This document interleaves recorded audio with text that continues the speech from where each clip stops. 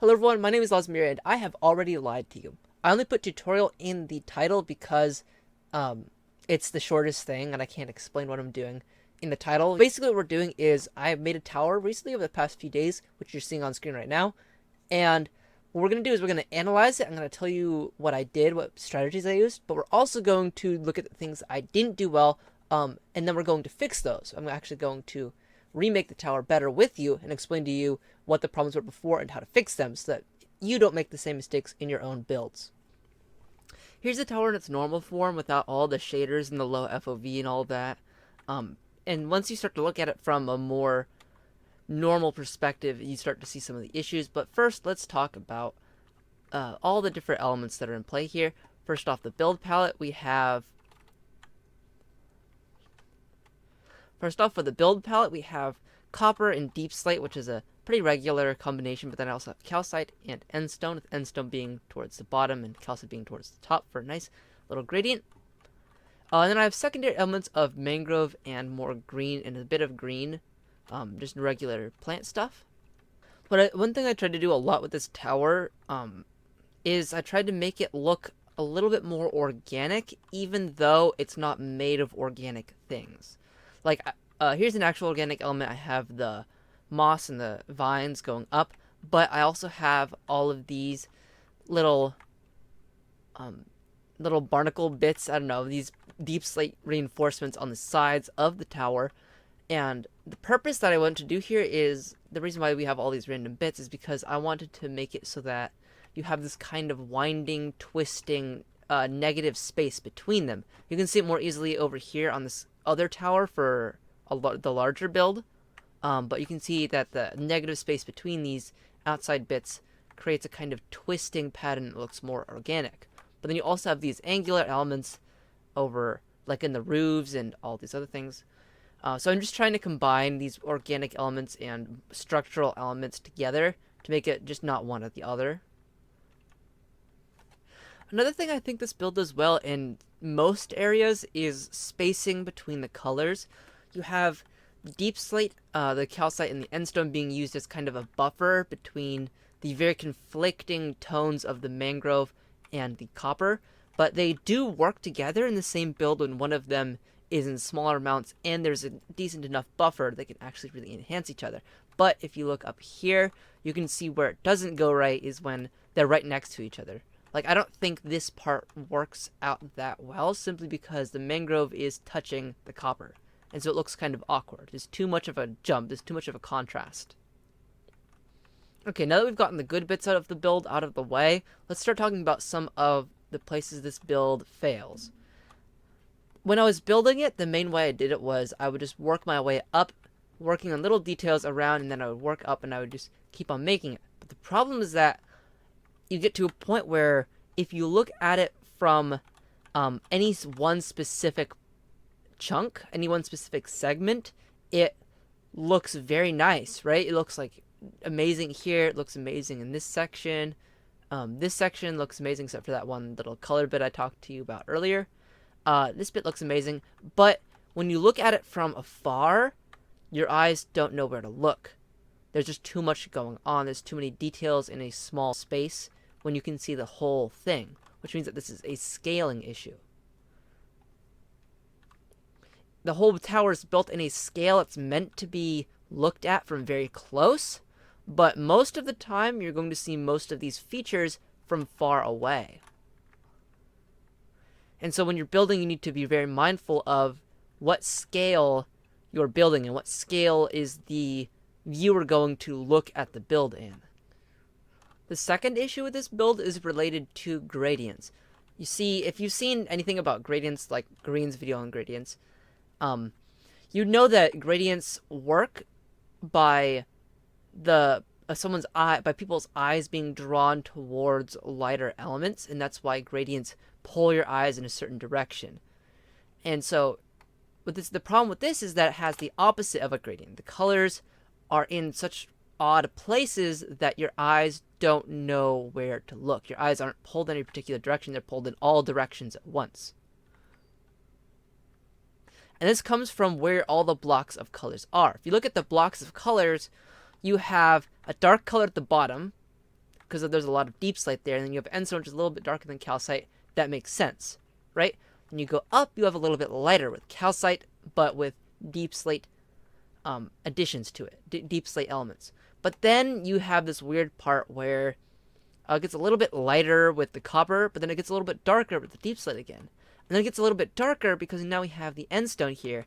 And then we get a really dark section at the top, which makes absolutely zero sense. It makes no sense for why there'd be a darker section, the darkest section, which should be at the top. And then it's immediately followed by a pretty light section with the copper. And this just adds to the feeling when you're looking at it from far away that you don't know where to look. So how can we fix this? To figure this out, I have gone ahead and I've copy-pasted it over here where we can make changes, and I've deconstructed the entire tower into its segments. I took off the copper disc, I took off the bottom part, I took off the endstone section over here, I took off the calcite part, and I took off the roof. And I think that we can fix this build with minimal effort by just rearranging the elements and adding a few things and changing a few things. This is mainly going to fix the issue, the second issue I talked about, and then afterwards we can go back and fix the scaling issue. I think the best order for the new tower is going to be the bottom part. I'm probably going to put this back. Then I'm going to make a little bit of a tower segment that looks like this, but with endstone instead of calcite. And then I'm going to add this part on. And then I'm probably going to add another one of these to separate. I'm going to add this section, make it longer for reasons I'll explain later. And then put this at the top.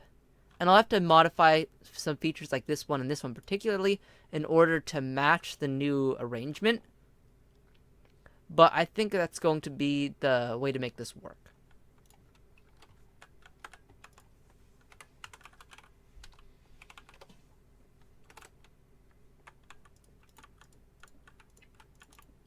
What did I do wrong? What? No, I lined it up. Oh, I went to the left too instead of centered. That's what happened. That's what happened.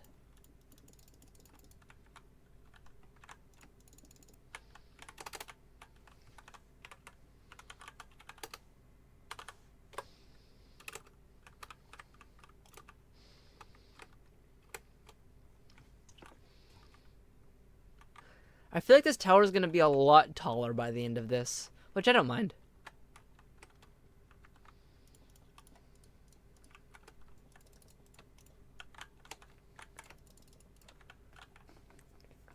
You can already tell that the general structure is a lot better. The only structural issue I have is right at this section. This section is thinner than this section. So I'm going to have to bulk this section up a bit, but I'm probably just going to use some pillars right here. I think I have an idea how to incorporate that into the endstone to calcite slight gradient going up. But I have a lot of things to change, and I'm probably just going to go from bottom to top, adding and changing things until we are done.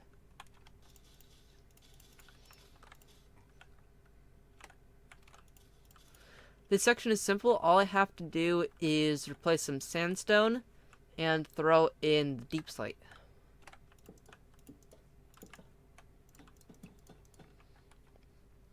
For this section, I'm going to replace the endstone with calcite, and then I'm going to add an endstone pillar to add a bit of support. And because this one has mostly endstone, a little calcite, no, mostly calcite and a little endstone, and this section has mostly endstone and a little calcite, it's going to create a little gradient from the total endstone down here and the total calcite up here.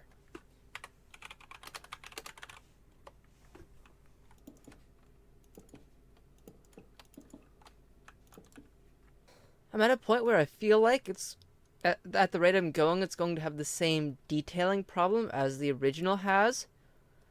But I think I can make a pretty simple fix to that. You see these parts right here, this detailing part, it worked really well on when I did it the first time on that tower over there. But I think that's because that tower is square and bigger around the base. So I think I might change this for a different detailing element. one that breaks it up a bit less. My plan is to have like a kind of it wrapping around the base and kind of like swirling up a bit, but then stopping pretty close to the bottom, relatively close. And then it's going to be kind of above, but it's going to have to be below too. So I'm going to have to change up this area a little bit.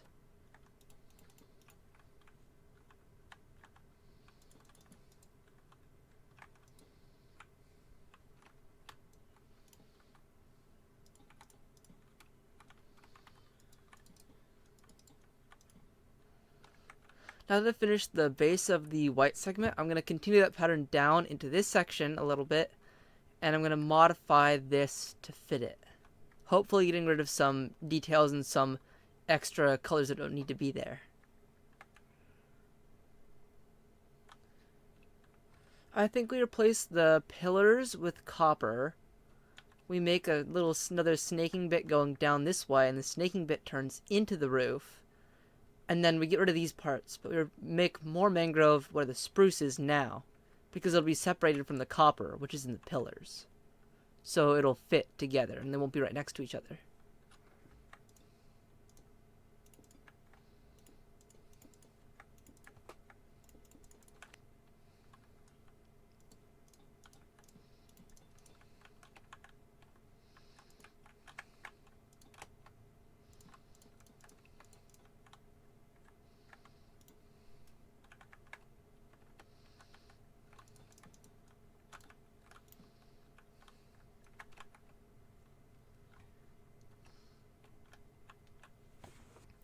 I don't like the copper pillars. I'm going to replace those, actually. Makes it look too square. Although I don't know what to replace it with yet. I could try endstone again. I'll do one side sandstone, one side calcite, and see which one looks better.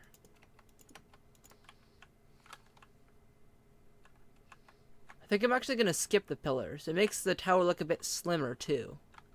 Stepping back for just a moment, you can see how your eyes just shoot straight to the top, where there's a nice, refreshing blank space of white. And the very bottom, I think, is a little bit overcrowded, but this detail is a lot better than these details over here, which kind of crowd what you're looking at. I'm fixing the bottom portion now, and I got rid of the little cow print details on this part to give it a little bit more of a blankness. And I think it's going to work if we just add a little bit of what we did up here to right here. I'm looking at it from this distance because this is the scale that we're trying to fix from before. Like, this is a scale that it looks terrible in.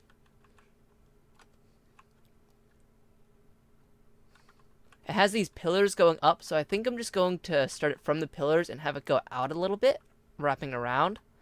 I'm not going to go all the way around the base because it doesn't make sense because there's nothing below the base. I am going to keep these bits for the bottom. I think it works really well with the bottom part, though.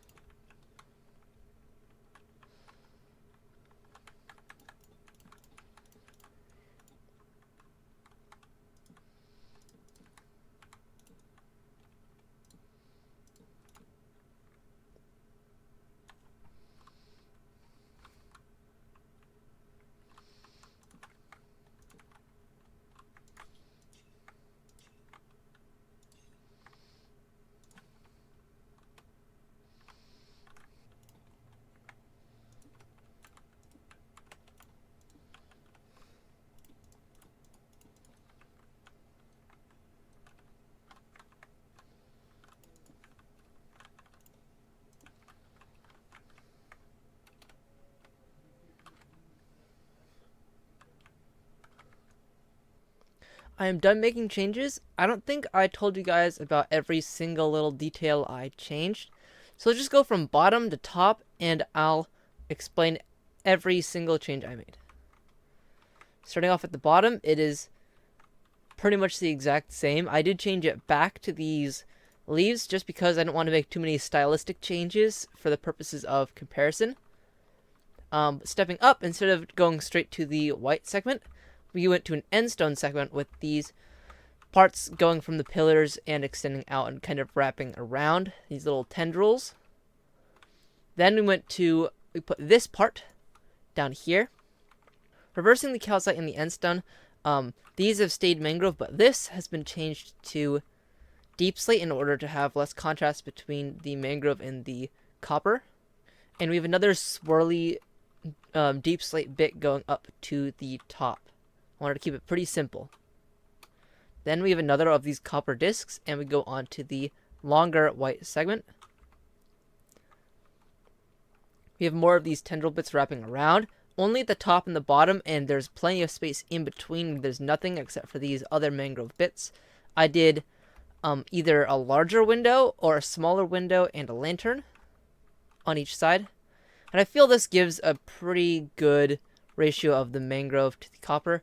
And at the very top, to make it less dark at the top and draw your eyes upwards more, I replaced a chunk of it with calcite. And also I replaced the accent pieces on the top roof to calcite as well. So you have only end stone at the bottom and only calcite at the top.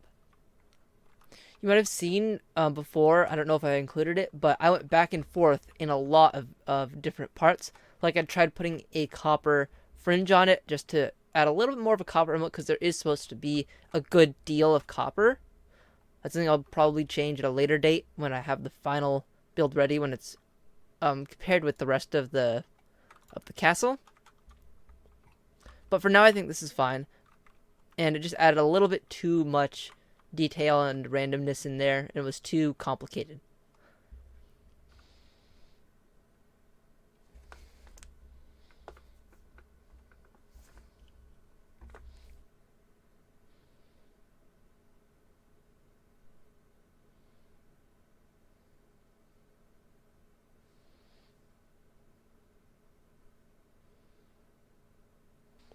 So the new tower looks great and all, but now the question is, how do I prevent these problems from happening in the first place? Well, if your build is too crowded with details and looks like butt from far away, all you need to do is only put small details in places a player might see up close. For example, you can put small details, as many small details as you want, at the bottom of a build, because that's the place that the player is going to spend the most time looking at up close. That and places like balconies, like up here, you can put super small details, and in other like areas that people look at a lot that you're going to experience from the first person, like up here I have this bell, which you're not going to see from far away, but the rest of it you're primarily going to look at it from far away, because otherwise you can't get a good angle at it, in which case you can start to create more blank space and use a lot less details than you think you do. And if your build is all over the place with colors and segments don't mend well together, what you can do is you can either A, plan out your build beforehand, making a small scale version of it, or planning out what the different segments are and how they're going to mesh together, even if it's incredibly vague. But you just have to get a feeling of what the oversimplified version of the build should be. Or, and you should probably be doing both of these actually, but you could also take a step back oftentimes while building. Take a step after every single little addition you make if you need to, and just go far away and look at it.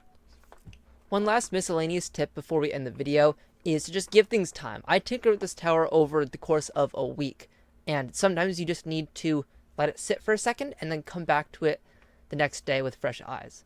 Now, you don't always have that luxury. Sometimes you have to have some time efficiency, but it does help to look away for a second.